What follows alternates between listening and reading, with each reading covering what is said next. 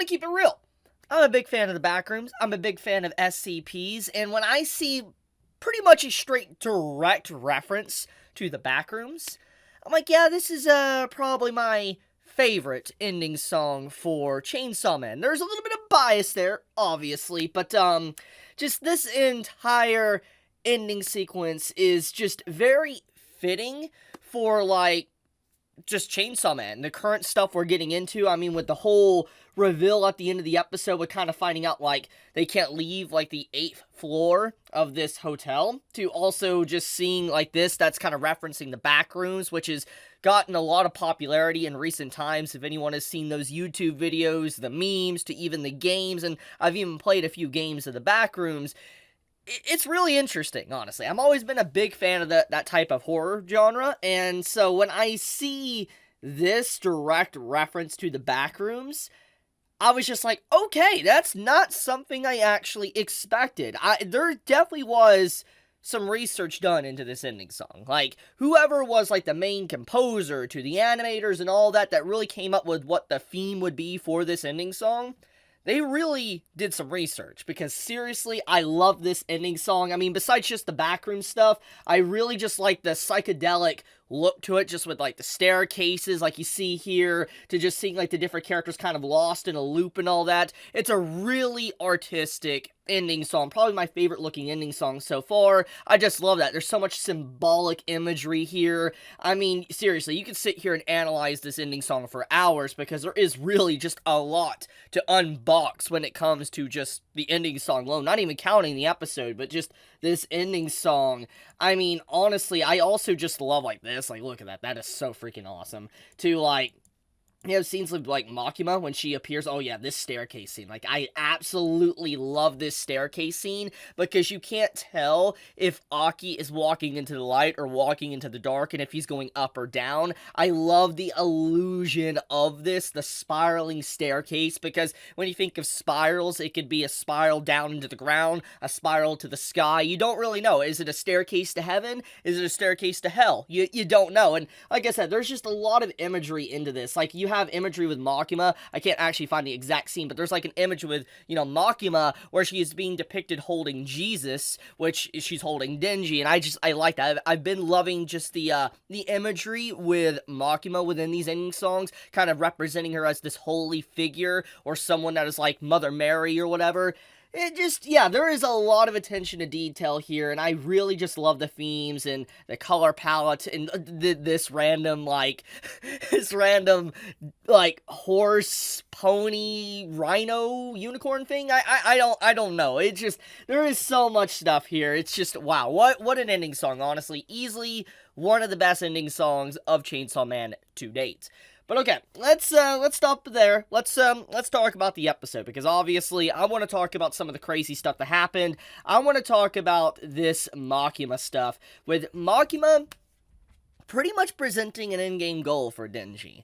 And there is a lot of ways people are going to take this sequence of the episode, because it's like, we get the plot. We get, like, a major introduction to where the plot's gonna go for the story, but we also get a lot about, you know, Makima's character, how, like, she is treating Denji, you know, how the entire scene with her and Denji is just, messed up. Like, it's some manipulation going on there, and I think everybody that saw this will be like, holy crap, like, Makima is really shady. I think that's the first thing that people are gonna get, especially by the way this scene is presented, because it's like, you have Denji throughout this episode, when he encounters Makima and he's talking with her and all that, she finds out that something is wrong. Like, Denji is, you know, dealing with some internal issues, and the issues he's facing is that he finally obtained his objective. He obtained the ability to be able to, you know, grab Power's chest. He got to feel a woman's chest. Okay.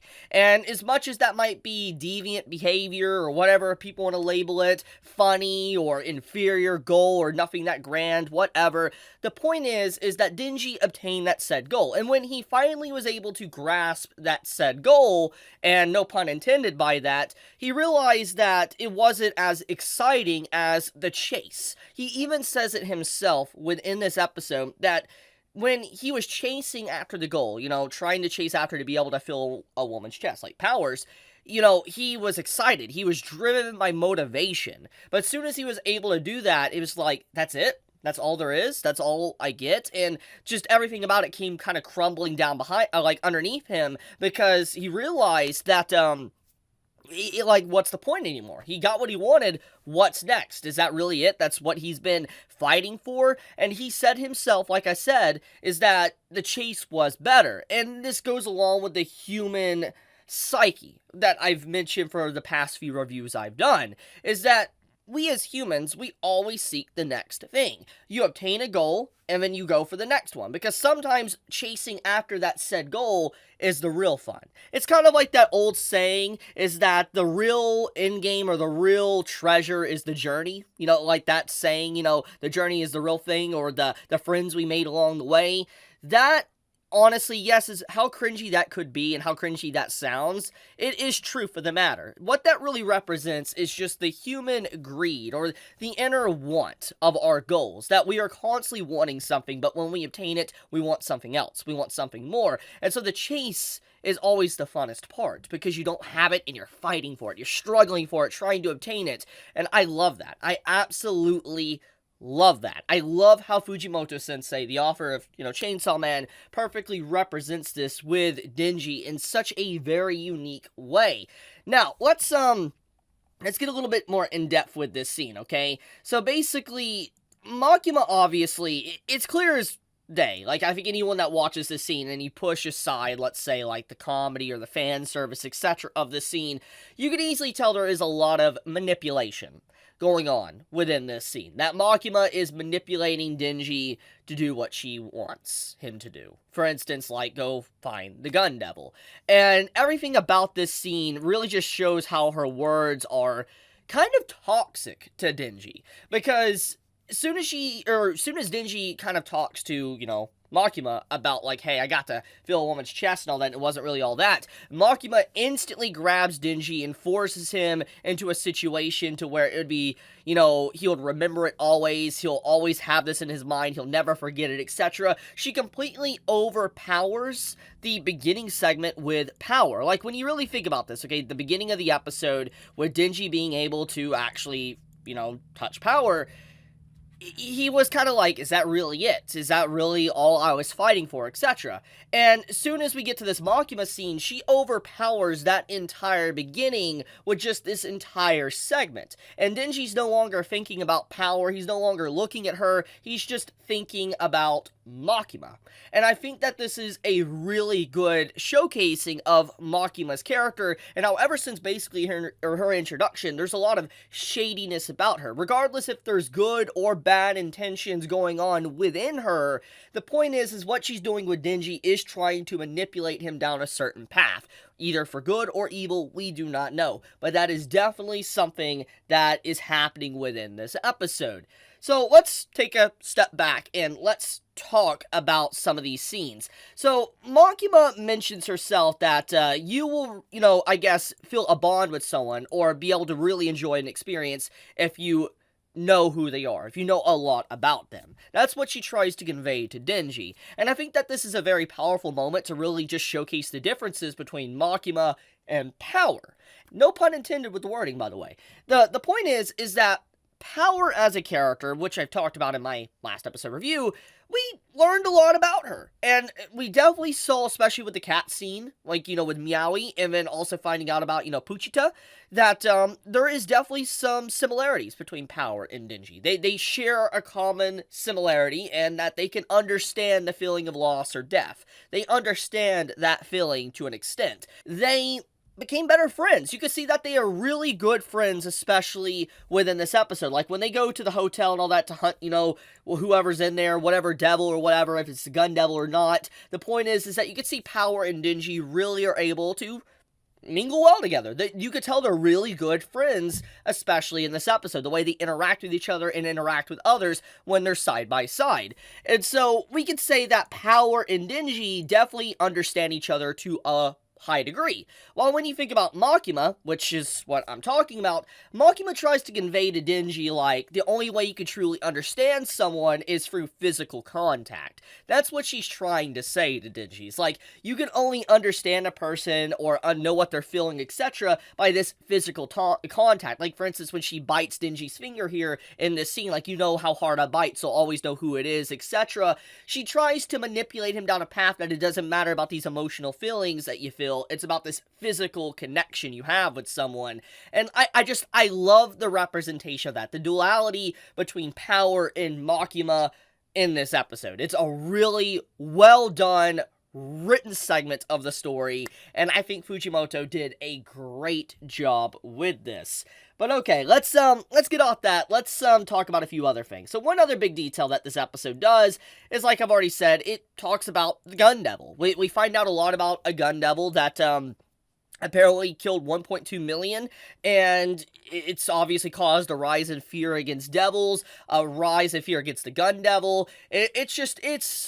There's a lot, and there's so much about it that obviously fits in with real-life perspectives of just how people treat stuff like this, and so when you think about it, it's like, okay, you can see where, Fujimoto is going. He's making commentary on the current political environment in the world, and everything about this is kind of like, okay, this is interesting, where is he going to take this? And they're hunting down this Gun Devil, and the question is like, is this the strongest devil? Because obviously people will fear, guns, etc., and that's what they're hunting down right now. And who is the Gun Devil? Where is the Gun Devil? Because the question that we're all wondering is, if it's true what Makima said, that the Gun Devil hasn't really been seen in a very long time, where has that individual been? There's a lot of questions that start to rise in your head. But on top of that as well, we get a much-needed character backstory for Aki.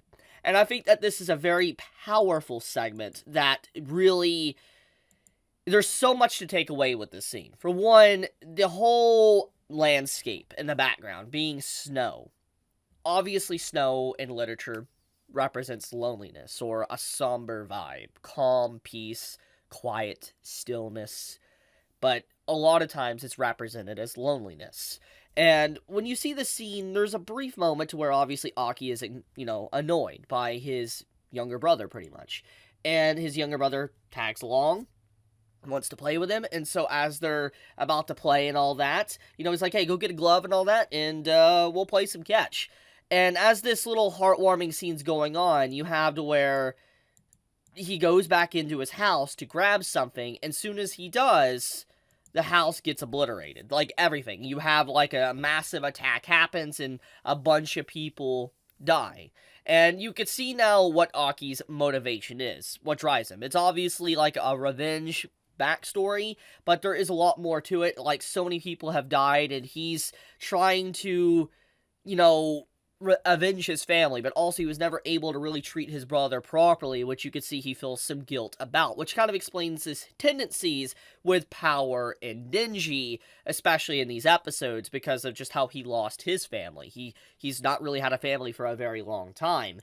Now, another thing is, I want to talk about this segment as well, finding out, more about her, and how she has a connection with Aki, and she tells him, like, hey, don't die.